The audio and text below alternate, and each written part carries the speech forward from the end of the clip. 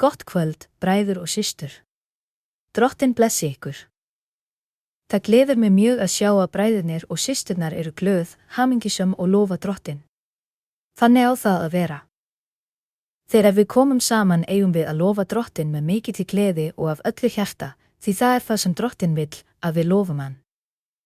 Biblían segir að Guð hafi skapað okkur í þeim tilgangi að mannkynið lofaði hann, því Drottinn hefur ávallt notið lofs engla sinna.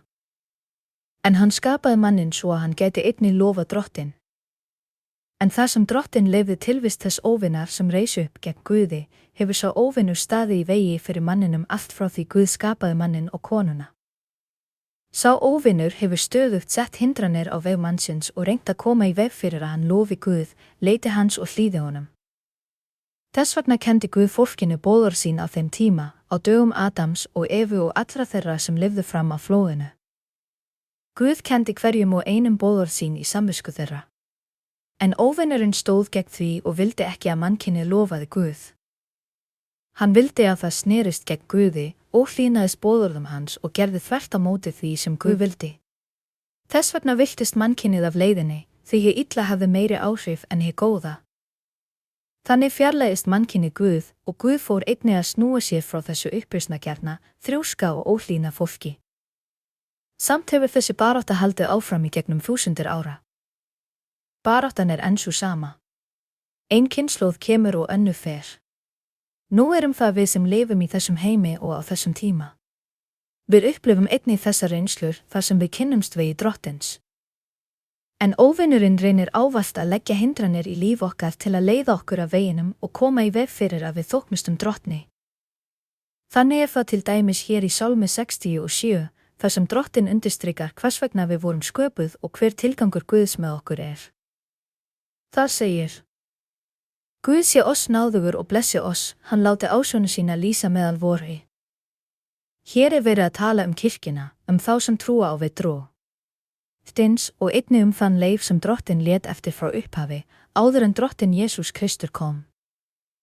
Hann hafði skilið eftir útvaldan leif og síðan kom Drottinn Jesús til að stofna kirkju sína. Sá leif bætist við orð Guðs og heldur áfram sem kirkja Drottins. Í Sálmi 67 var því spáð hvað Guð vildi af mannkyninu, hvað Guð vildi af heiminum og þjóðunum. Það stendur: Svo að þekkja megi við þinn á jörðinni og hjálpraði þitt meðal allra þjóða.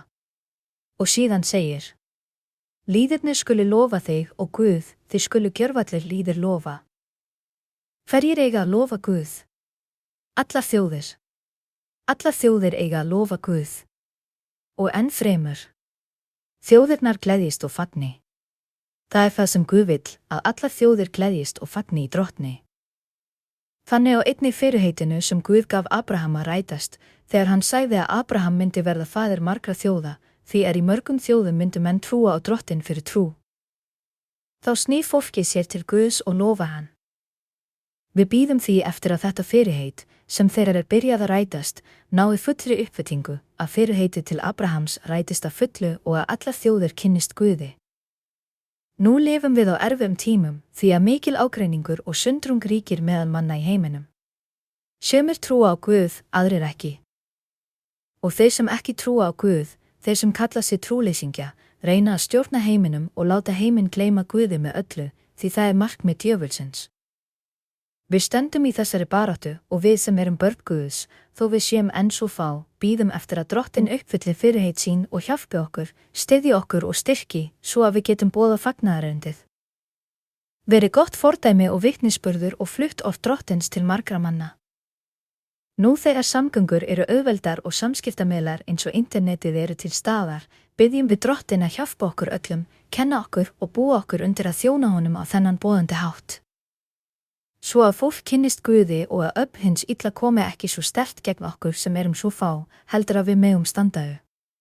Undir hendi Guðs og í krafti hans. En við viljum sannarlega að Guð gefi okkur þennan sigur, þessa sigursæld, og að við fáum að sjá uppfyllingu þess fyrirheits sem hann gaf Abraham, að allar þjóðir muni lofa Drottinn. Og hér segir, í þessum spádómi Davíðs konungs, að hann var að spá og sagði: Lofið þið þjóðirnar, allar þjóðir lofið þig. Og þjóðirnar segir hann að Drottinn muni gæta þeirra. Hann segir: Gleðjast og fagna skulu þjóðirnar, því að þú dæmir líðina réttvíslega og leiðir þjóðirnar á jörðinni. Hvenær mun sá dagur koma að þessi spádómur rætist, þegar Drottinn mun gæta þjóðana? Nú það hins vegar djöfullinn sem ríkir. Við sjáum að djöfullinn hefur áhrif meðal þjóðana í gegnum stjórnvöld heimsins. Og við stöndum hér mitt í þessari baráttu. En Drottinn segir að við eigum að vera staðföst, trúföst, trúa og treysta á hann. Við eigum einnig að gefa honum það sem hann á skilið, líf okkar, aðskilið frá hinni illa, svo að Guð geti einnig veitt okkur kraft sinn, stuðning sinn og hjálp sína, þannig að við getum vaxið og dafnað. Úr engu getum við risið upp og einnig sýnt heiminum að við erum börn Guðs, að Guð hefur gefið okkur kraft og að sá kraftur muni sigra hið illa, að við munum bera sigur úr bítum og að orð Drottins muni rætast. Þetta svo stöðuga barátta sem við eigum í og það sem Drottinn hefur viljað frá upphafi að allir kynnist Guði okkar. Í versi 5 lesið hvað þar stendur. Og ég held að svo verði. Ég trúi að þessi spádómur muni rætast, því þetta orð Guðs. Og það sem Guð talar, það sem Guð segir, það rætist, hvað sem gerist. Í versi 6 stendur. Jörðin hefur gefið ávöxt sinn í. Það að segja að þeir sem þekkja Drottinn, þær þjóðir sem munu lofa Guð vegna þess að þær hafa kynnst vegi hans, munu hver og einn bera sinn ávöxt. Og þar segir. Guð, vor Guð, blessar oss. Og í versi 7 skulum við biðja Drottinn. Guð blessi oss, svo að öll endimörk jarðar megi óttast hann. Eða með öðrum orðum, að allir hafi Guðsótta. Hverjir? Allir endar jarðarinnar. Þessis. Spádómur mun rætast. Á hinum ákveðna degi mun hann uppfyllast. Og ef við verðum ekki lengur hér, munum við eflaust horfa á það frá eilífa lífinu. Drottinn mun uppfylla orð sitt. En á meðan við erum hér, skulum við gera okkar allra besta fyrir Guð. Gerum það besta sem við getum fyrir Drottinn og lofum hann með gleði og af öllu hjarta. Segjum falleg orð við Guð okkar í lofgjörðinni. Munið að lofgjörð að segja falleg orð við Guð, að upphefja hann, hrósa honum og mikla hann. Það öðruvísi en bænin. Í bæninni biðjum við Guð það sem við þurfum, vinnu, heimili, skjör, að geta greitt skuldir, ferðast eða notið ýmissa hluta. Við biðjum einnig fyrir sjúkdómum og veikindum. Allt þetta gerum við í bæninni. Þegar við biðjum, leggjum við fram beinar okkar fyrir Guði og segjum honum frá þörfum okkar. Það bænin að tala við Guð allt sem við þurfum. En lofgjörðin á að vera jafnvel umfangsmeiri en bænin sjálf. Við eigum stöðugt að lofa Drottinn og segja Guði sömu orðin aftur og það ekkert athugavert við það. Að lofa Drottinn að vegsama Drottinn. Og þetta lærum við af Opinberunarbókinni, þar sem segir frá 24 öldungum. Jóhannes postuli sá þá í sýn sinni í ríki Guðs. Og það stendur að þessir öldungar segi dag og nótt. Heilagur, heilagur, heilagur Drottinn allsherjar. Þeir segja að allur heiður og öll dýrð tilheyri Drottni. Og dag og nótt endurtaka þeir þessi sömu loforð til Guðs. Þar lærum við að þegar við lofum Drottinn getum við sagt sömu orðin aftur og aftur, svo framalega sem þau koma frá hjartanu og af skilningi. Við segjum til dæmis. Drottinn, þú ert mikill og réttlátur. Við lofum þig, Drottinn, mikill og réttlátur. Við getum endurtekið þetta oft og aftur. Á þann hátt lofum við Drottinn og syngjum honum. Þið sem hafi gaman af að syngja, við erum ekki atvinnusöngvarar, en Guð hefur gefið okkur rödd. Þess vegna syngjum við Drottni eins og við getum. Við syngjum kóra og sálma og lofum Drottinn á þann hátt, og það gleður Guð. Kans. Hafið þið margar þarfir, sorgir eða þrengingar. En þegar Guð sér að þið hafi lofað hann með gleði og einlægni, segir hann, ég mun blessa þessa manneskju. Ég mun veita henni það sem hún þráir og þarfnast, því hún elskar mig og lofar mig af gleði og af öllu hjarta, það það sem við eigum að gera. Við skulum biðja. Þakka þér, Drottinn. Þakka þér, heilagi Faðir. Þakka þér, Drottinn minn og almáttugi Guð, fyrir kærleika þinn, miskunn þína, heilagt orð þitt og dásamleg fyrirheit þín sem þú gafst fyrir löngu síðan.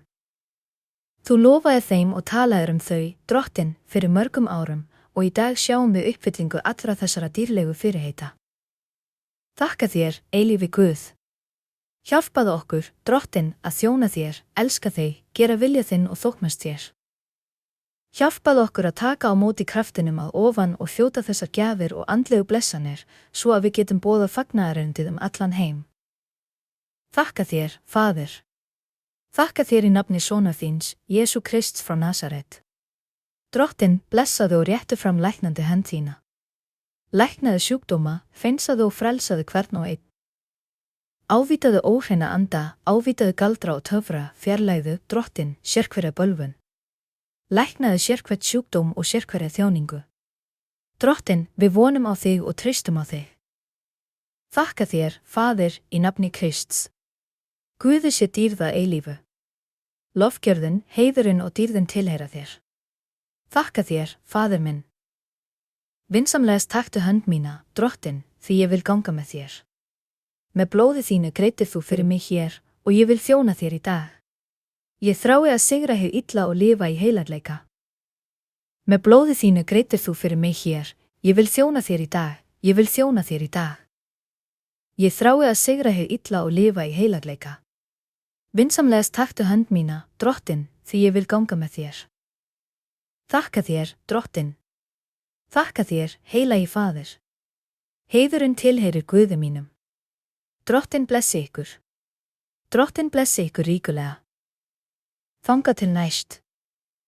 Guð blessi ykkur.